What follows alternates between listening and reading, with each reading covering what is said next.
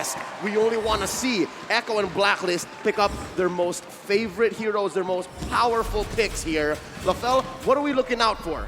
Okay, first things first, I'm looking out for the Fredrin. The Fredrin has been banned because for both teams, Wise as well as Carl TZ are really good on this Fredrin pick. Now, look at Blacklist International. Let's pay attention to the bans because they ban out the Cho as well as the Kaja. Both are pick style heroes. Looking at Echo, they're making sure that BLCK will have a better time in his gold lane. So with the 1-1 gone, with the carry gone, I would say Beatrix increases in value. I think the Eve increases in value as well. With the Kaja banned away, with a lot of bans here, you would really think that the Eve would become the #1 in prio, but Blacklist, they opt to go for the Barats, leaving the Eve open, and the Lapu Lapu that we mentioned earlier. You give Sanford this pick, and he carries. So here's the gamble that Coach Tick and Treb have picked up on. You leave open the Eve, we're gonna pick it up, put a hero that Sanford loves, and what's the answer? What's the swing back? Do they go Benedetta? Do they go Yuzhong? Do they go Farsa? Because that seems to be the answer.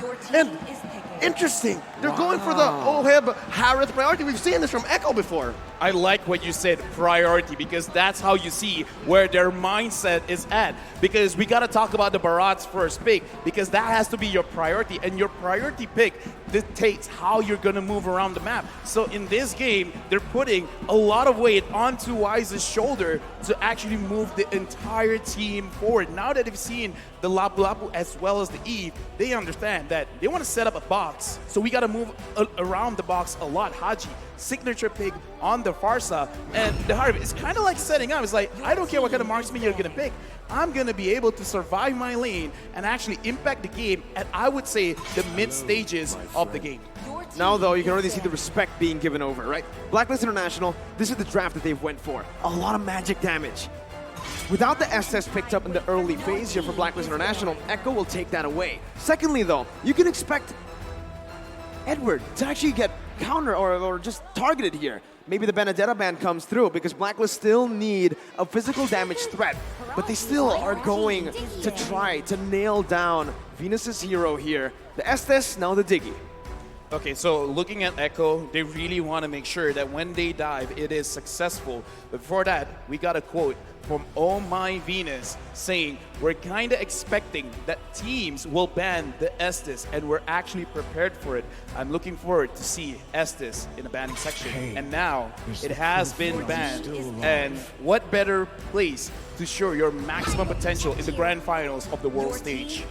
With the Lolita being picked up here by Echo, they're leaving BLCK in both a dangerous and also protected spot, because again, they want to make sure that he isn't fully countered, but also you gotta wonder what else is out left there, because the Beatrix is out, the Brody is out, Matilda. They themselves panned out the carry and the 1-1. Are you seeing a carry here? Oh, rather a Matilda? Yeah, I'm thinking Matilda and Blacklist International lock it up. The Benedetta 2 earlier on. They need a physical damage threat. And guess what? The Barats actually work super well with the Matilda, and that's the reason Echo banned out all these marksmen. They wanted to go for the Lunox, they wanted to go for some burst damage and some more magic damage, knowing that Sanford on the Lapu likes to go for just a lot of damage. Remember, yesterday we saw the Hunter Strike, the Bloodlust Axe. This is a very physical Lapu. I would say, with the draft coming in from Blacklist International, this is a very good draft to start game #1 because it is a very simple draft. This is what is going to give you confidence moving to game 2 onward. So honestly, I'm liking the draft coming in from Blacklist because you can make very little mistakes with this kind of draft, with this kind of gameplay. Yep, signature picks for all of our defending champions. For Echo, I'd like to say the only thing that's missing for me is the split push potential from BLCK. It's not as potent when you're on a hero like Lunox, but what it does have is amazing team fight engagement, a lot of damage when you hit your power spike. Ladies and gentlemen, here we go. Indoor Sinayan and all across the world, I hope you're ready. It's time for game 1 in this best of 7 between Blacklist International and Echo.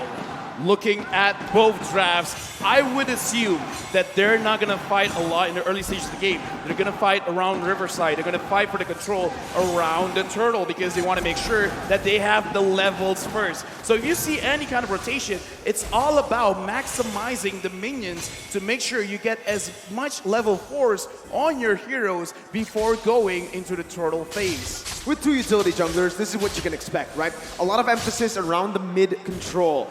Why? To control the neutral objectives like you mentioned earlier. Mid control plays such a huge impact in this game, and you can already see for both of the teams, Venus and Haji, Sanji and Yaoi, they're focusing a lot, putting a lot of resources down into that mid lane to create some more pressure, but still, it's Blacklist International who secure the Lethal Wanderer. Okay, so now, looking at Blacklist as well as Echo, not a lot of action will come true. I'm thinking they gotta find a way for Echo to get Yaoi onto level 4 because that is a very big ultimate to have in the turtle fight. It's coming up in roughly 36 seconds. So Echo as well as Blacklist International, both teams, we saw in the best of 5 before, they like to see what the opponent wants to do first. Blacklist is asking Echo, Echo is asking Blacklist. Now Yaoi, he might get engaged for a little bit. He does have the flicker here, pops the flicker just to escape. Blacklist International with a resource advantage before the first turtle spawns in 15 seconds. That's going to be Blacklist here, knowing that they can buy time, but up top, Benny! Benny, already caught low, flickered out of that. Blacklist International now with 2 advantages in terms of resource, and maybe even Oheb can rotate down below. Oh, but there's 3 members from Echo here. Sanji still clearing the wave. Carlteasy dashes on out. Sanford setting it up. Turtle less than half health. That's going to be the final blow by Edward. Carlteasy going to be stunned up, but has the heavy spin. It does not matter. It's the first blood picked up by Echo, but the turtle will be slain by Blacklist International. Killed or objective. Benny going to be slain in the gold lane. Blacklist strikes back, making it equal. 2 ults spent by Blacklist up top. Echo takes 2 down in the bottom, but they do get Turtle. I'm talking about Blacklist. Was that worth it, LaFell? I would say it's not that worth it because in my personal opinion, getting kills is very good because you can establish map pressure because what's the objective of getting the turtle? Sure, you want the gold, sure you want the XP, but you want more control. Now, Edward going up against Sanford taking quite a bit of damage and Sanford's gonna get chased. Circling Eagle onto Sanford here. Haji does not have the feather airstrike. Down to basic attacks coming in. Sanji not gonna be here to help him in time. Sanford falls in the XP lane. The Festival of Blood lifesteal is just not enough at this level. 3 minutes in, and I'm not sure if there's enough. Yeah, no, none at all into the emblems. Benny though, look at that. That's gonna be the damage coming in. The Numinal Blast charged in, but knowing that Oheb has the Purify, they decide not to commit just yet. Yeah, looking at all of the emblems as well as the way that they're setting up, Sanford, his personal goal in this game is to get at least 3 kills. Once he has that 3 kills, he will maximize his emblem. Oh, my Venus getting poked out just a little bit. But now, looking at the map, if Echo could give those 3 kills over to Sanford, we can see Echo being a little bit more explosive. You can expect that Sanford's gonna look for it. He's gonna pressure Edward hard here. Sent him home just now because they want to time the way that this turtle goes. Again, we're 20 seconds away. Benny Cutie pressuring Oheb as well. Oh my Venus and Yaoi playing footsies, making sure that their gold laner gets the advantage.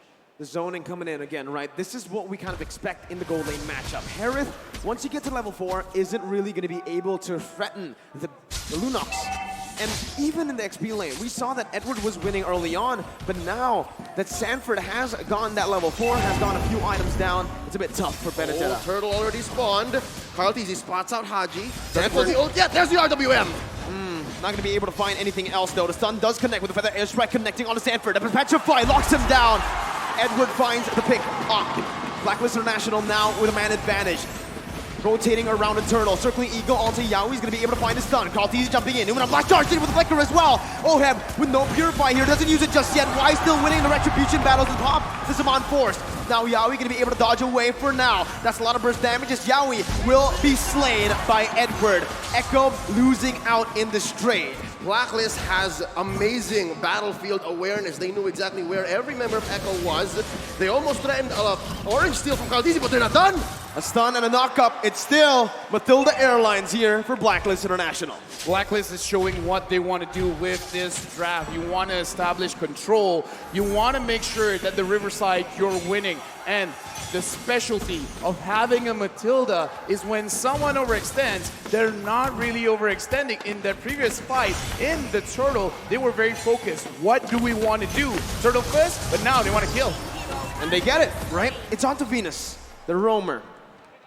Anything that Echo can get here in the first 5 minutes, they will. In the first 2, they were willing to trade and get some advantages, but now wait, a stun onto Oheb, forced out the 7 force. Pops the Purify as well. The real world inflation almost catches Oheb, but he is able to get out of that one. Haji rotating towards the gold lane with a feather airstrike to clear it out, protecting his tier 1 up top. This is difficult because we said for Echo, for them to win, they have to win the lanes. Here in the early game, not exactly the story because Blacklist now ahead maybe 1.5K. LaFell, what's going on? I would say it's not enough because Blacklist, they understand this as well. So as long as they delay, as long as they wait for Oheb to get 2 items, then it's basically they're already doing at least half of their win condition. So it's not about Echo not doing it. It's more about Blacklist seeing this time and time again. We understand how your draft works, so we're just going to play around it. So even though, okay, so here's the thing.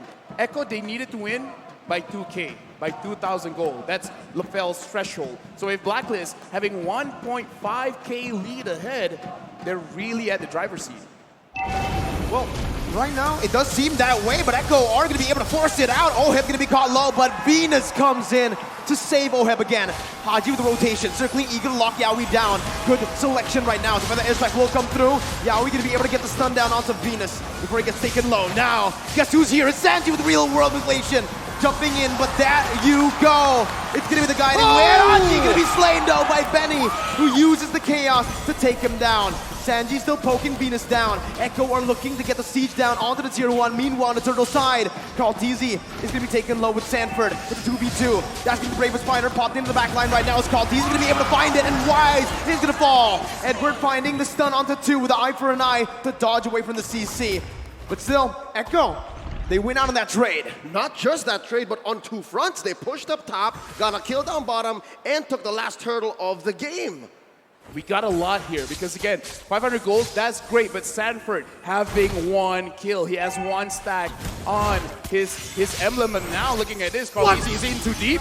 He's looking for a steal here. He does get the orange buff, not punished enough by Black International. Oheb and Haji falling in the gold lane once again. We spoke about this. Winning lanes is how Echo can get it done, and Benny, 3 kills on him right now. Finest example of caster curse. You start talking about it, you start questioning it, and it comes up almost immediately. Yaoi with the Numenal Blast. Deathness welcome to cancel it out. That's the anti-CC coming in. As Sanji does the damage onto the tier 1. Bravest fighter by Sanford just to get out. Gets that anti-CC down, unstoppable. Meanwhile, Blacklist International trying to make their way up to the gold lane. Gonna be poked down by Benny as Carl TZ sieging down that tier 2 in the gold lane. Carl TZ gonna be careful here. Takes the turret down.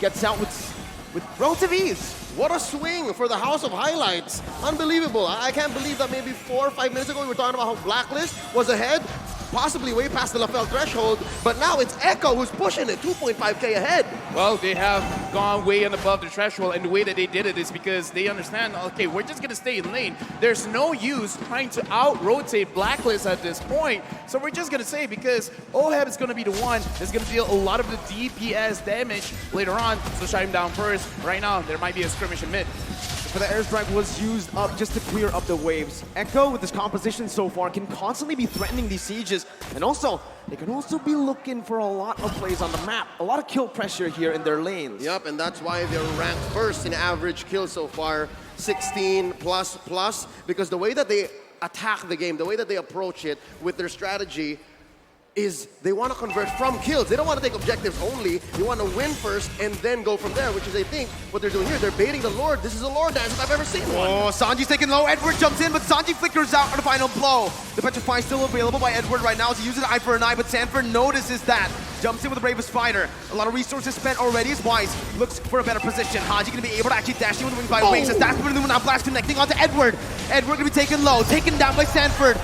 And that's going to be a 50-50 play around the Lord. Wise here versus Carl TZ, and Carl takes it down. It's a bond force by Oheb. Not enough to deal the damage right now. Xiaoi's gonna be able to get the stun down onto Haji, who's gonna be able to dash out of that one with Wings by Wing. Feather airstrike to snipe Sanji down. Benny! With the dash, takes the kill onto Haji. Was that Benny Cutie DD? No, didn't even need the flicker. Dude, that was Benny QT. And again, looking at the items here, because we gotta see whether they are strong now or not. Looking at Benny Cutie, having 3 core items, Cloud Destiny, Lightning Treasure, as well as Divine Glaive. Right now, oh my Venus getting engaged by Yaoi. Numenon Blast again, locking the Queen down. Venus gonna be chased down under the tier 2. Wise here providing the support. Carl DZ looking for an angle, but will back off for now. Tier 1 falling in the mid lane. Echo pushing the pace and the tempo. Thou shalt not take my queen, says Wise. Echo pressuring mid lane tier 2, even tier 2 down bottom. That's Sanford going solo, Lord up top. Echo is 5k ahead here, 11 minutes in. It's still not over because Blacklist International, they can still come back because they have a very beefy front line, as well as a lot of damage coming in from Haji and Oheb. Oheb just finished the Holy Crystal. Looking at the damage from Haji. Haji can't connect it just yet. Carl TZ is spotting people out. The Lord is here. Will Echo engage?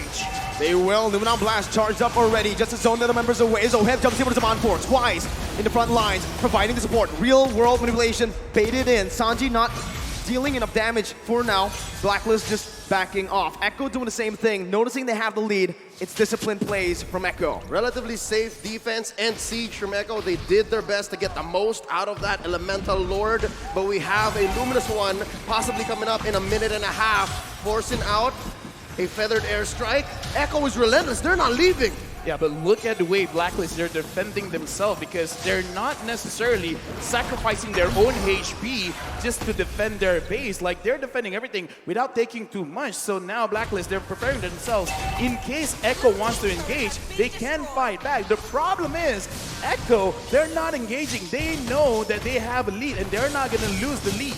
Looking at the items as well, oh, but before that, looks like everyone is just putting everything out. Looking at Haji, he already has 2 main items. He's waiting for his own Holy Crystal. Once he has the Holy Crystal, the kill pressure is going to be a lot onto Echo. So right now, Blacklist, it looks like that's what they're waiting on. They're waiting for their carries to actually complete the items first.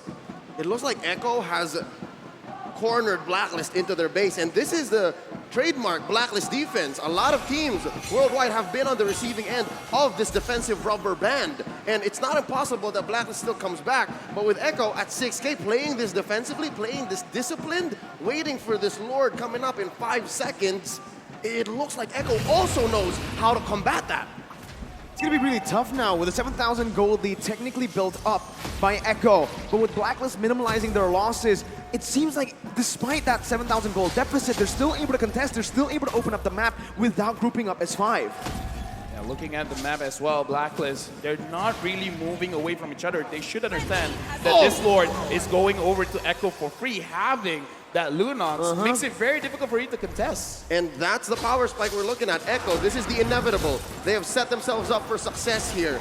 And for Blacklist, the answer is to send Agent Zero, send Edward into the long lane and try to push that because not a single tier 1 has fallen for Echo. They didn't even have to use the Retribution, by the way. So Carl TZ was able to steal the purple buff away. So right now, again, Echo are just building up the way, slowly but surely, to finally take some base turrets down. This is what kind of feels bad as a Baras. You kind of don't care too much about your buffs getting taken away, but what you do care about is it's hard for you to maintain those stacks because Baras is at his strongest at like, what, 15 stacks? Because looking at Wise now, that is a pretty small Wise. That's a small dinosaur there, and you're right. While Echo's taking away even the small camp, the small creeps in Blacklist jungle, and then freezing the waves, waiting for it to sync with this Lord, then this is the best that Blacklist can do. Oh, there's a couple of ults spent in. Oh, very low. And we're gonna be caught on the Numenon Blast as Benny jumps in with the damage! And that's the combo, the notorious one. As Echo now looking for the siege into the base turret in the mid lane. Lord still marching in the top lane. Concealed play gonna be popped in. Echo looking for more. That's a feather airstrike popped in, but look at Sanford, he flickers under Haji, but he's gonna be able to get out for a bit. Haji gonna fall. The circling eagle does not save the queen. Oheb, the last man standing, but Echo will secure game number 1. Ang limang Echo fans make noise all around as their team takes game 1. It's a long journey, folks. It's a marathon, not a sprint. So game one is great for momentum, but they still got to watch their backs. Blacklist will pick up so quick from this victory. Looking at this game, the reason why Echo could beat out Blacklist International is not that Blacklist necessarily made a mistake, is that Echo did not make a mistake. Because with their draft, having the Matilda, they're trying to bait out Echo to over-engage, overextend, use all of their skills early to get any kind of objectives and then fight back. But Echo, they did not do that. They won the lane. They made sure that Oheb was heavily pressured, and then after that, it's like, okay, just don't overcommit. Just take things slow and then end the game, get profit. Orcas are killer whales, right? Correct. And that's exactly why they know how to use the kill pressure so well. In the gold lane, they knew Lunox versus Herod is a winning lane for the Lunox. Benny QT on a winning matchup. That's already a recipe for disaster if you're a Blacklist fan.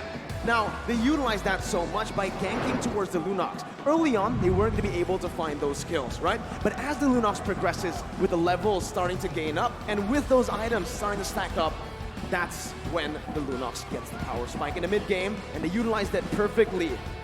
Not just the laning phase, actually even in team fights, Oheb's Harith was in such trouble. Again, we saw there the winning moment from the eyes of Sanford. His Lapu-Lapu here, despite having a difficult 5 to 6 minutes, picked up. Again, I think he was just waiting for LaFell's timing and saying, you know what, I need a couple of kills, I need the blood, the Festival of Blood to have triggers, and the Bloodlust Axe. Exactly. And then even Oheb is in trouble. So with that being said, I think we're going to need the help of our analysts to break this down. There's a lot that happened here, starting with the draft, a lot as well that went into the mid-game spike for Echo, and even Blacklist struggled to find the rubber band. That's what's scary about the squad, the Orcas. Again, you're right, they're killer whales. When they smell blood, they go for it, and they have perfected the execution. Even when it comes to lore dances, fellas, right? It's so hard to deny that Echo knows exactly what's happening. So with that being said,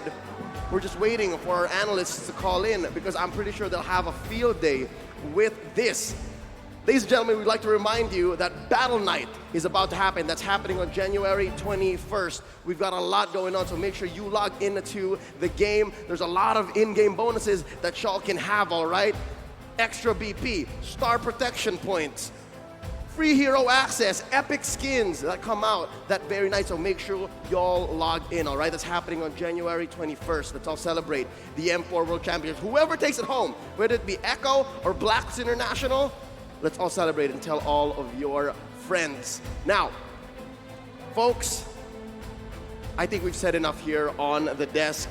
It's LaFell, Mirko, and Leo throwing it over to the analysts, because they're going to talk about the draft, show us who the MVP is, because I still think it's not so clear cut. Real quick, who do you think it is? Oh man, it's a really tough Benny one Cutie. here. You were going to say Benny? I'll say I'm saying Sanford. Both of the side lanes. Okay. know Now what, I'm Sanji? confused. I have to swap. Sanji, there you go. You said, because between Benny and Sanford, that's exactly the perfect setup or payoff. Who's who, right? I mean, like, okay, let's just slowly talk about it, because Betty Cutie, he stopped the win condition for Blacklist. I mean, to be fair, Blacklist, they gotta win the river, they gotta win the jungle, but it could not happen even if, say, this game extends a little bit longer, right? Betty Cutie was scaled up.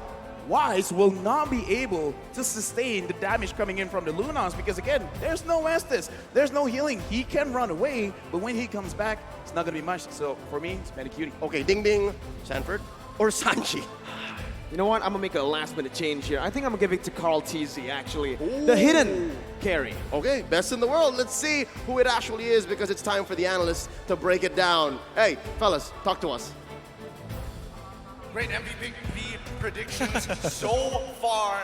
Thank you so much, Leo, LaFell, and as well as Mirko. Here at the Analyst Stand, we're going to break it down to you to uncover the mysteries of what this code is so far and what Echo is doing correct. My name is Getting Q. This is going to be Most Wanted in Southeast Asia, Wolf, as well as Assassin Dave. You are going to be the mediator here, and it's important that you give a non-biased opinion. I repeat, a non-biased opinion. But with that being said, let's break down straight from the draft. I mean, so far, really strong start coming in from Echo. Now, I gotta say, I really like the Lolita cut from Yaoi because every time you give this player anything that can initiate, that can set up a good team fight, this player will pop off. And you saw it in the last game, right?